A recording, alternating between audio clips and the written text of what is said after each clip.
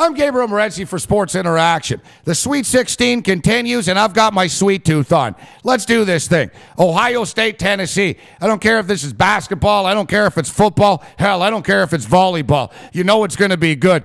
These two teams played a classic a couple of years ago in the tournament with Ohio State knocking off the Tennessee Volunteers. No doubt Bruce Pearl and company remember that game. If not for their meltdown against Kentucky, Tennessee are one of the hottest teams in all of college basketball. What I like about Tennessee is the fact that they can play defense, and they're going to have to. Evan Turner's arguably the best player in all of college basketball.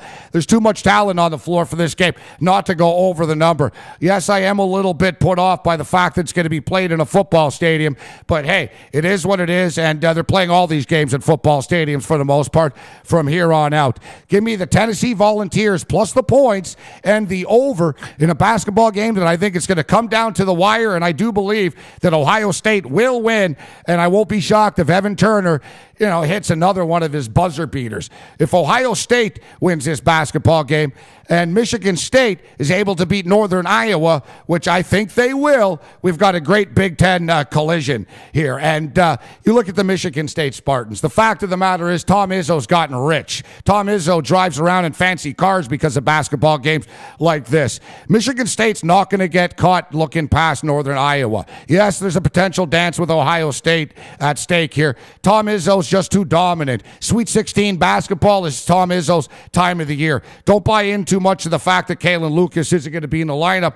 for Michigan State. He wasn't in the lineup down the stretch when they beat the Maryland Terrapins. Michigan State just find a way of winning basketball games. And as I stated, Michigan State will be ready for this game. Don't think for a second that Northern Iowa isn't aware that all the experts and bracketologists are picking them to knock off the Kalen Lucas-less Michigan State Spartans right now.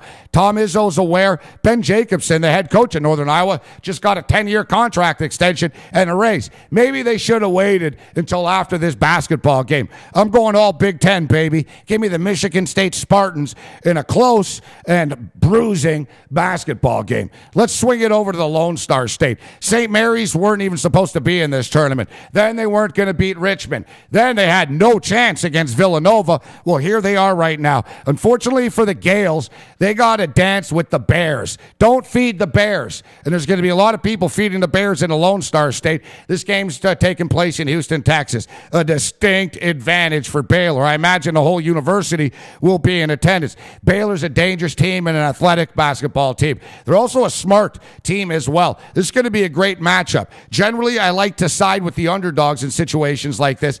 And as much as I like St. Mary's, and we're 2-0 riding the Gales thus far, I think the Baylor Bears and the hometown faithful of the Lone Star State will be too much to handle. Baylor advances. Now, who does Baylor play? We've got Duke and we've got Purdue. Two basketball teams that not a lot of people were still going to think going to be in the tournament right now, but for different reasons. People hate Duke, and they expect Duke to choke. People didn't think Purdue were very good after their meltdown in the Big Ten Conference Tournament. Bottom line is Purdue plays defense, and the bottom line is Duke are a hell of a good basketball team with a lot of talent. The question is whether the point spread is too high in this basketball game, and I think that it is. Give me the Purdue Boilermakers. Give me the Big Ten. Purdue's going to hang, and they're going to be in the face of Duke all night long, and we saw Purdue's defensive quickness against a very agile and a very athletic Texas A&M Aggie basketball team.